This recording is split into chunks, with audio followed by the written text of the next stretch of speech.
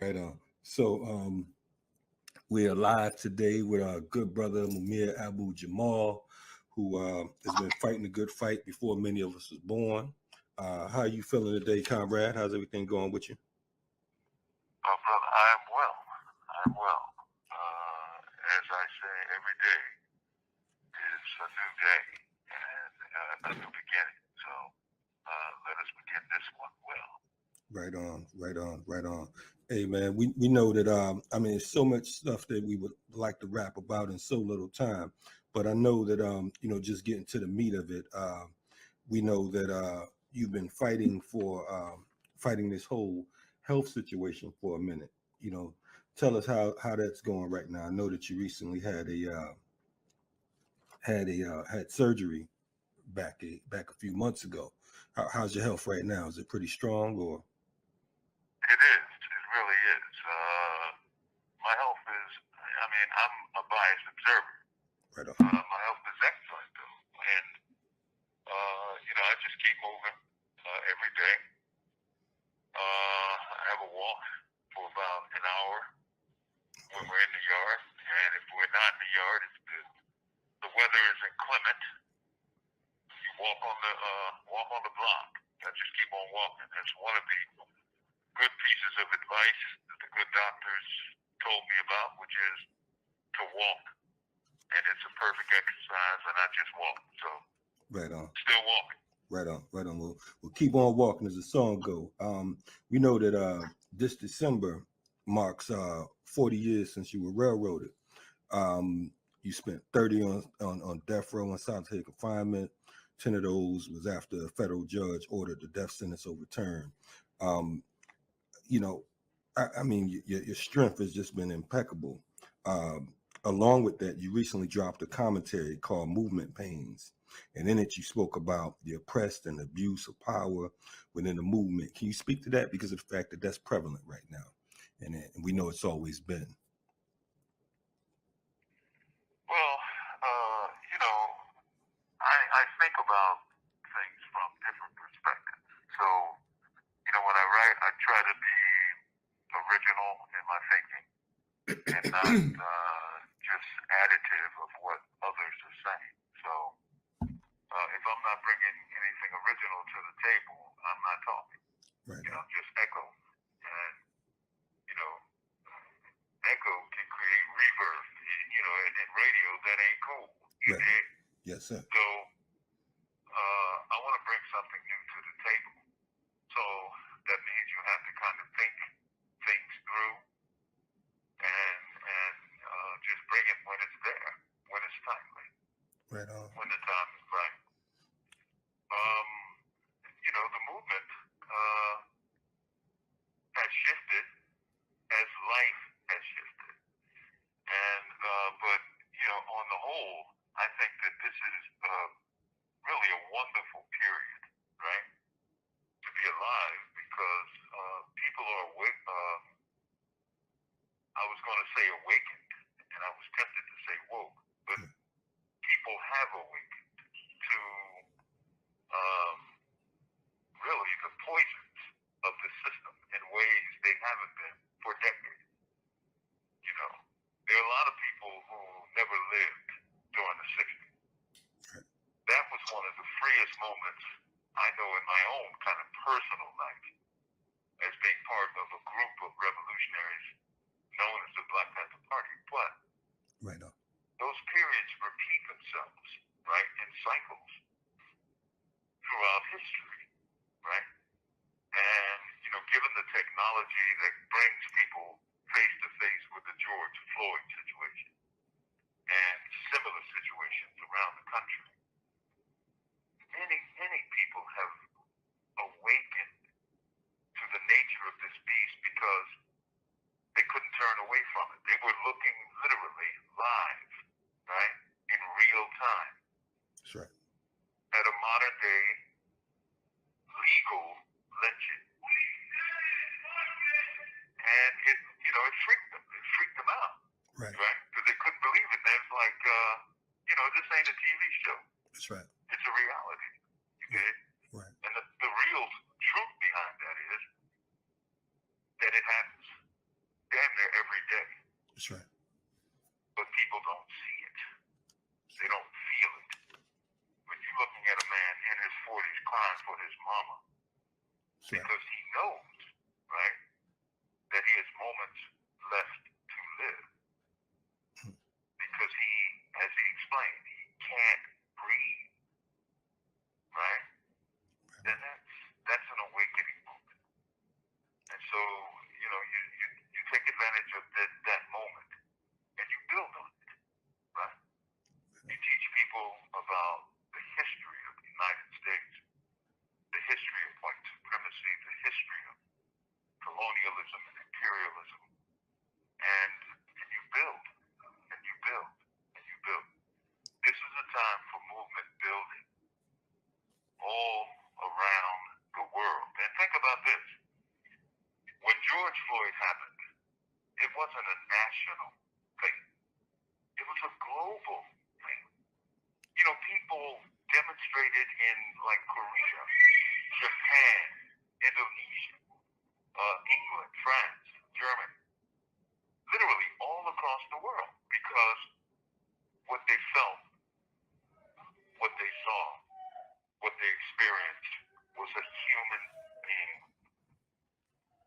killed by the state with cold complicity, right? And it's stuff like that that builds movements and creates struggles to carry us through the next dark time. Right on. And the beauty of you is the fact that you've always had your finger to the pulse of the streets. I remember we reached out to you when Troy Davis was on death row. I reached out to Pam and Noel Hanrahan, and they said, yeah, Mumia said that he's going to support the Troy Davis situation. There you were, fresh off the death row yourself, and you were pushing for others. Your strength, like I said, it's impeccable. I want to ask you real quick, because I know we are pressed for time, but what is the role, or what should be the role in journalism, or with journalists these days, because of the fact that we know that part of your sacrifice was your reporting on MOVE and other atrocities that were going on in Philadelphia. Can you speak to that?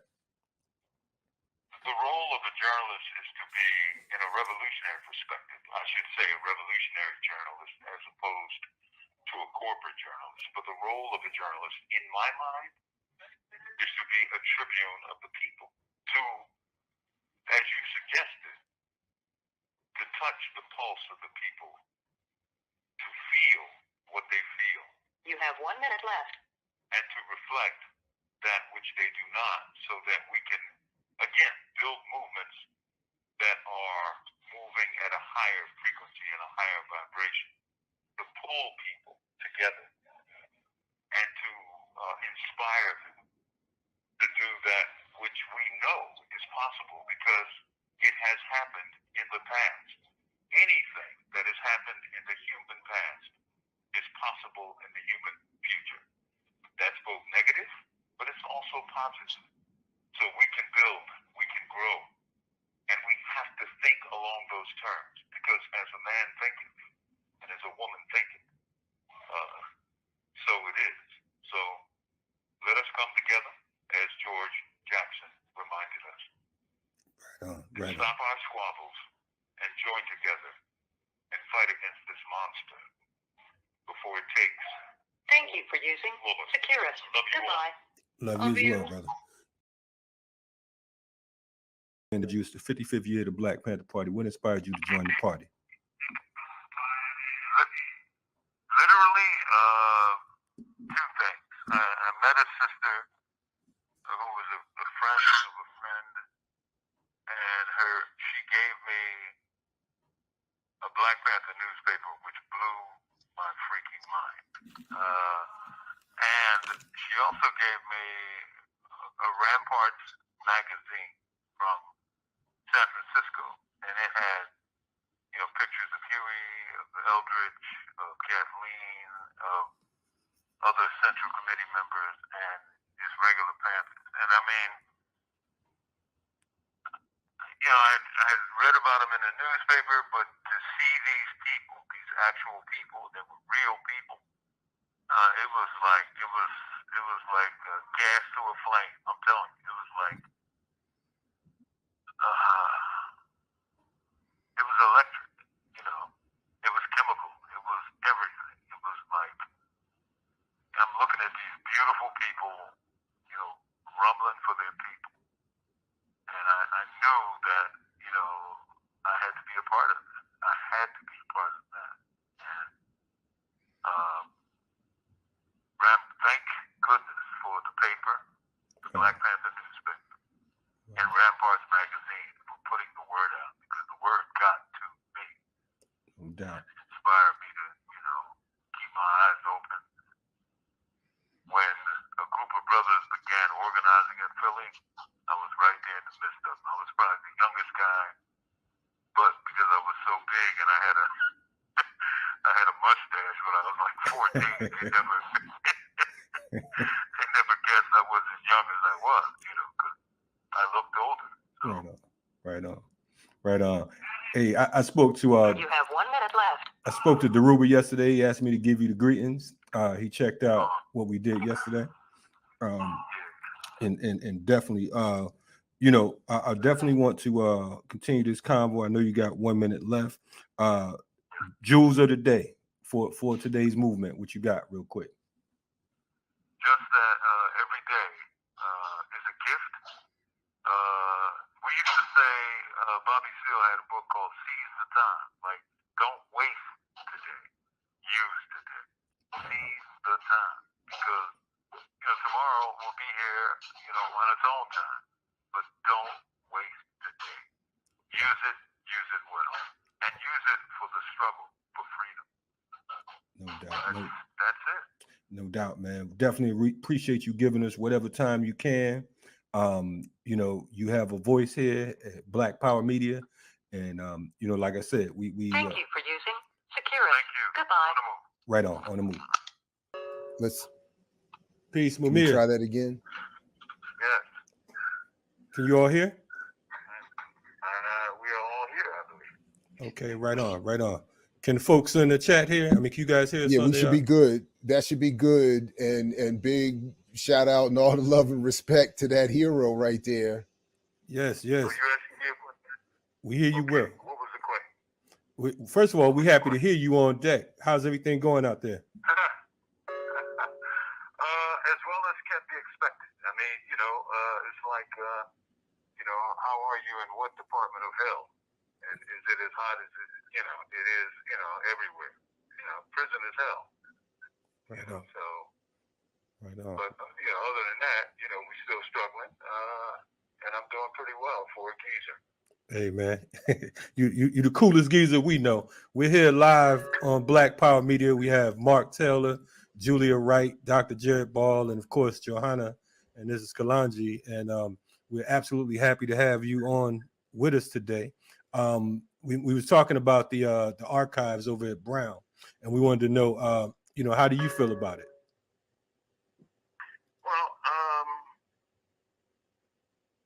it was a surprise, and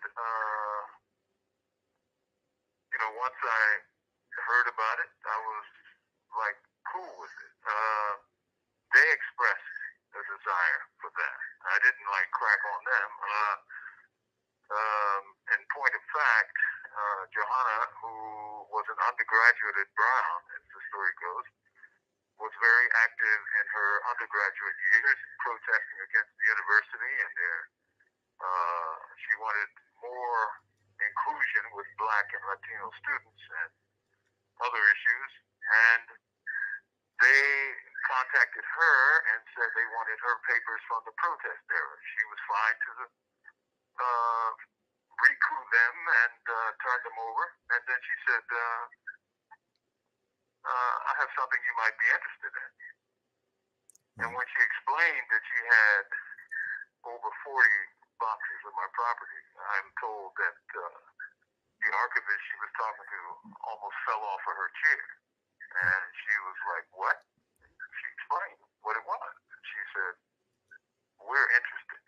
So, you know, the rest is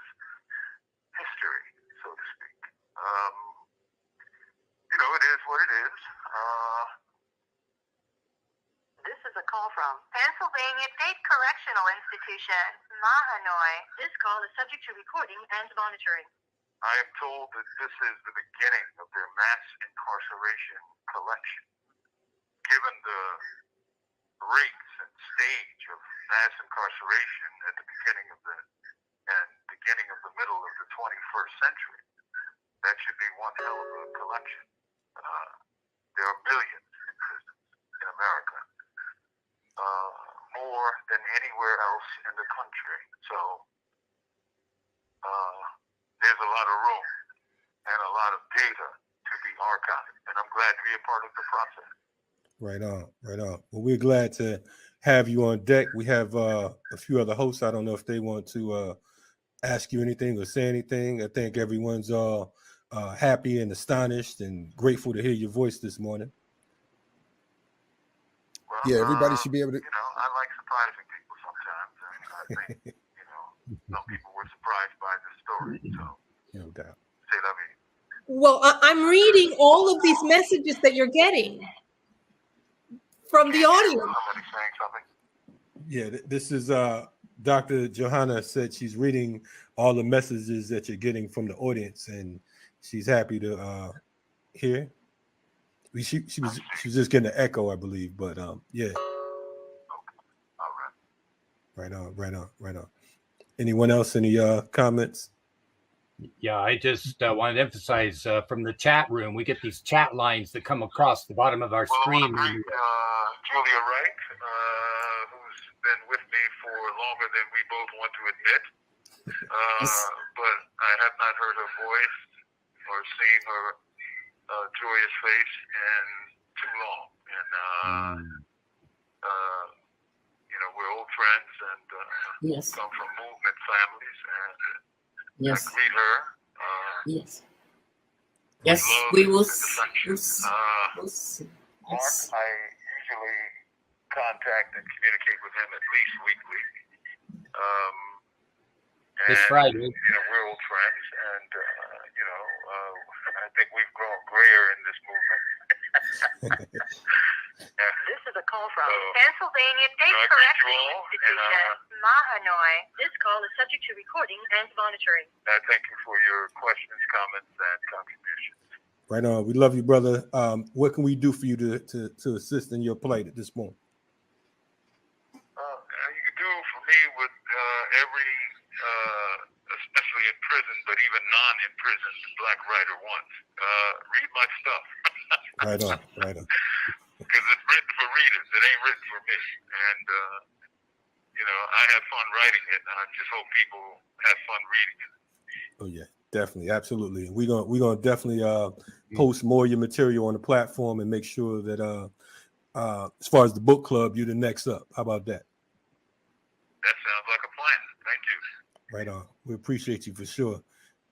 Johanna, anyone else want to say anything? Just please Dr. pass Ball? greetings from one of his biographers. Todd Stephen Burrows is in the building, sending his greetings. I, of course, send my own and apologize to you publicly, Mumia, for only writing a handful of times over the years. But it's an honor to hear from you always. So thank you very much, and continued struggle you hear and Dr. support Ball? and good health. I couldn't hear anything, but can you Okay, translate that just for me? pass Yeah, on some of that, please. I'll Yeah. translate. Dr. Ball said Dr. Todd Burrows Stevens, Uh-oh. one of your biographers, is in the audience.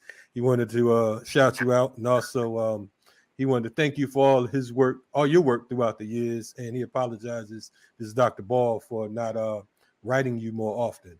And I just did a hell of a translation piece, so some of Right that on. was Good said. enough. How about Thank that? you very Facebook much. post says free That's Mumia. beautiful. And give my greetings to brother and Dr. Burrows, and keep up the good work. Right on. Dr. Hernandez, you said something? No, I'm just reading the messages that people are sending Mumia are just beautiful. Someone said, hold your head, hero. Then we have someone here saying, read Mumia today, tomorrow, and every day. I just think you guys should read these beautiful messages. Mm-hmm. Right on. Did you hear Dr. Fernandez? I heard. No, I did not. Okay. She was telling us there are people in the chat right now that is saying, hold your head up. We love you, Mumia. Your freedom is our freedom. They say read Mumia today and tomorrow and every day. It's about 200 something people in the chat right now, and different folks are commenting and expressing their love and gratitude for you. Mhm. So on behalf of them, I just want to say, man, it's a wonderful day, and we look forward to seeing you walk from behind those gates. And there should be Thank you, brother. And England to those making in those comments, I hope you hear me clearly as I can make this. I believe and I know that love is the most powerful force in our universe. It is energy that is raw, that cuts through everything. I know it, I felt it, I feel it. And if I could say this to our greater Black community, just, keep loving each other. Love keeps us in this creation. So, keep on loving and everything else will fall into its place. Right on. Definitely, again, we appreciate your words. I'm realizing I have these headphones on. Can you all hear? Yeah, Okay. we hear him. You want to try to say something now? Yeah. Anyone out there? I don't know if this is if Mumia can hear you from here. could you tell Mumia Well, that this is, I think, a positive and a tremendous opportunity. And if you were surprised, then welcome to the party, because so was I.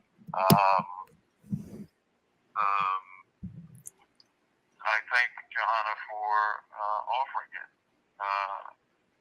And, it gives me a stretch beyond this institution to another institution. One is a life-taking institution. The other is a life-expanding institution. Guess which one I prefer. Prison is a death place. It's a necro place.